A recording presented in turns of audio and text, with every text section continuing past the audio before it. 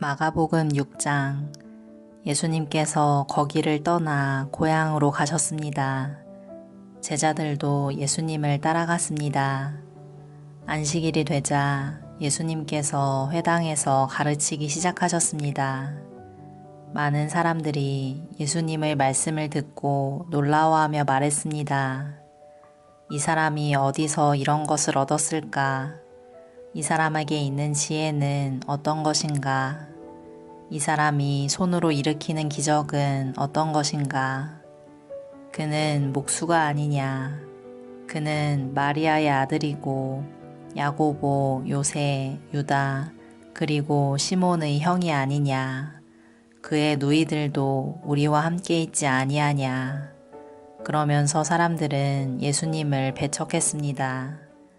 예수님께서 그들에게 예언자가 고향과 친척과 자기 집을 제외하면 어느 곳에서나 존경을 받는다 라고 말씀하셨습니다. 예수님께서는 몇 명의 환자에게 손을 얹어 고쳐주셨을 뿐 많은 기적을 일으킬 수 없었습니다. 예수님께서는 그들이 믿지 않음에 놀라셨습니다. 그 후 예수님께서 마을을 두루 다니시며 가르치셨습니다. 예수님께서 12제자를 불러 2사람씩 보내기 시작하셨습니다. 그리고 그들에게 더러운 귀신을 쫓는 권세를 주셨습니다.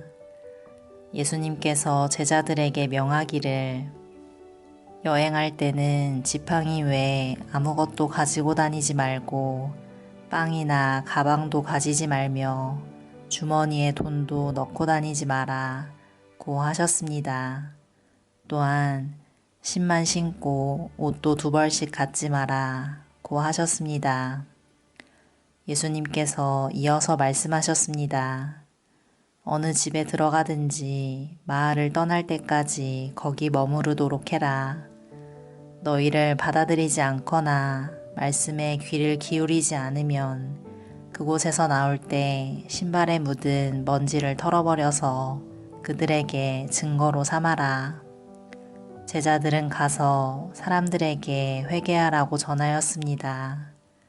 또 많은 귀신들을 쫓아내고 많은 환자들에게 기름을 부어 병을 고쳐주었습니다. 예수님의 이름이 널리 알려져서 헤롯 왕도 예수님의 소문을 들었습니다. 사람들은 세례자 요한이 죽은 사람들 가운데서 살아난 거야. 그러니까 이런 기적이 그분에게서 나오는 거야 하고 말했습니다. 어떤 사람들은 이렇게도 말했습니다. 그분은 엘리야다. 또 다른 사람들은 그분은 옛날에 있었던 예언자와 똑같은 예언자야 라고 말했습니다. 헤롯이 이런 소리를 듣고 말했습니다. 내가 목을 잘라 죽인 요한이 다시 살아났구나. 예전에 헤롯은 요한을 잡아오게 하여 감옥에 가두어 둔 적이 있었습니다. 이는 헤로디아와 관련된 일로 헤롯이 자기 동생 빌립의 아내인 헤로디아를 아내로 삼아버렸기 때문이었습니다. 요한은 헤롯에게 자기 동생의 아내를 자기 아내로 삼는 것은 옳지 않습니다. 라고 말하곤 하였습니다. 그래서 헤로디아는 요한을 미워하였습니다. 헤로디아는 요한을 죽이고 싶었지만 그럴 수 없었습니다. 그것은 요한이 의롭고 거룩한 사람이라는 것을 아는 헤롯이 요한을 두려워했기 때문입니다. 그래서 요한을 살려두었습니다. 요한의 말이 듣기에는 괴로웠지만 그의 말을 즐겨 들었습니다. 그런데 요한을 죽일 수 있는 좋은 기회가 왔습니다. 자기 생일에 헤롯은 고관들과 천부장들, 갈릴리의 귀빈들을 초청해서 잔치를 베풀었습니다.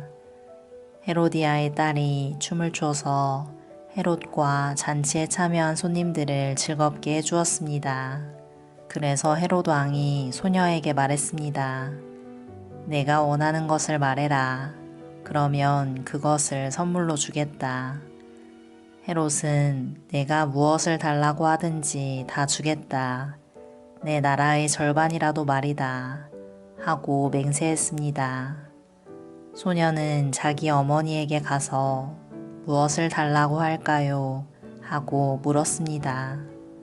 그러자 어머니가 대답했습니다. 세례자 요한의 머리를 달라고 해라. 소녀는 즉시 왕에게 돌아가서 바로 이 자리에서 세례자 요한의 머리를 쟁반에 담아주세요. 하고 요청했습니다. 왕은 매우 괴로웠지만 자기가 한 맹세 때문에 그리고 잔치에 참여한 손님들 때문에 소녀의 요청을 거절할 수 없었습니다. 왕은 곧바로 시위대 군인을 보내 요한의 머리를 가져오라고 했습니다. 군인은 가서 감옥에 있던 요한의 머리를 잘랐습니다. 그리고 쟁반에 담은 그의 머리를 가져와 소녀에게 주었고 소녀는 그것을 자기 어머니에게 가져다 주었습니다. 요한의 제자들이 이 소식을 듣고 가서 요한의 시체를 가져다가 무덤에 묻었습니다.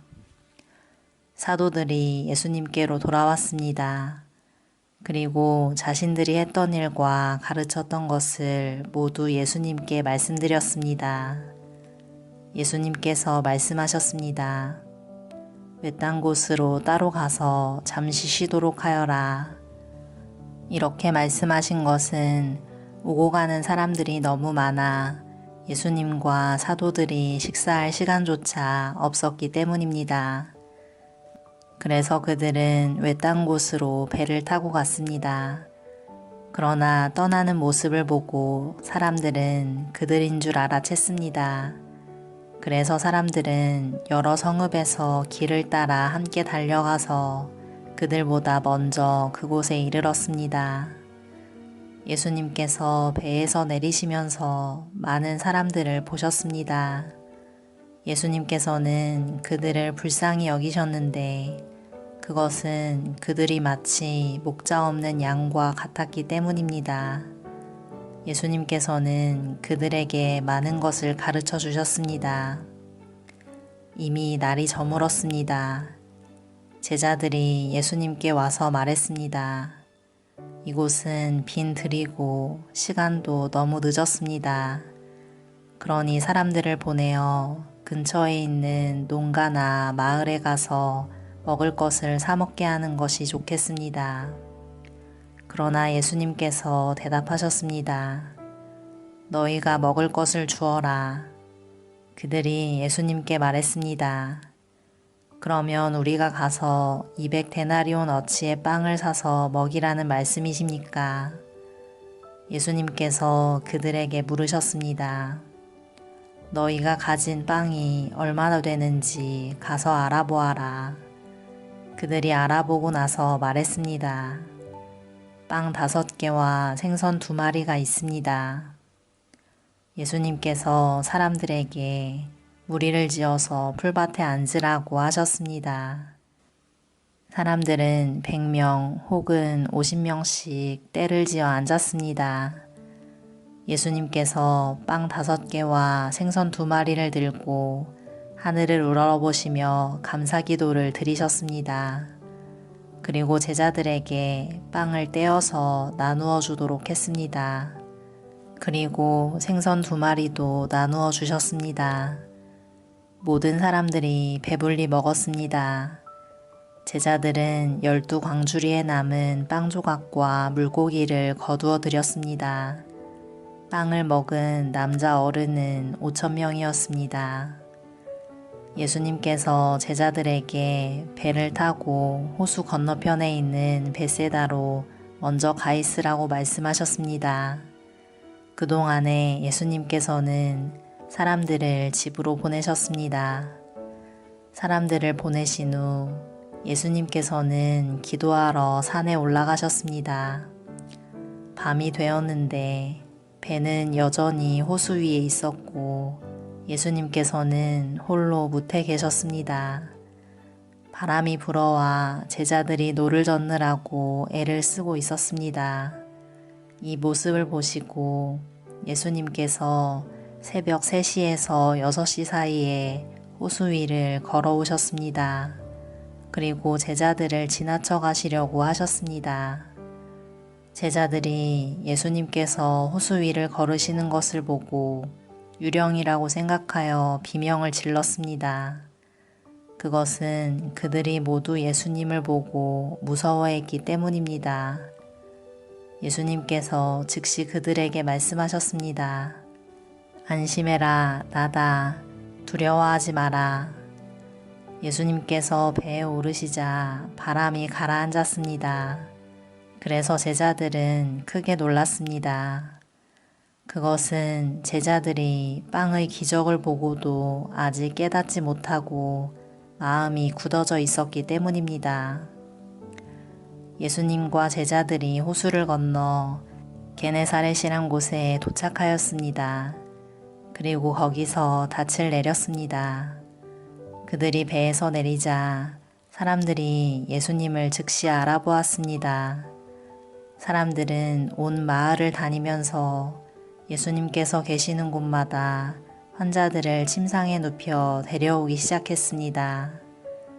예수님께서 마을이든 읍내이든 농촌이든 어디에 가시든지 사람들은 병자들을 시장에 데려다 놓고 예수님의 옷깃이라도 만질 수 있도록 간청했습니다. 예수님을 만진 사람들은 모두 병이 나았습니다. 아멘.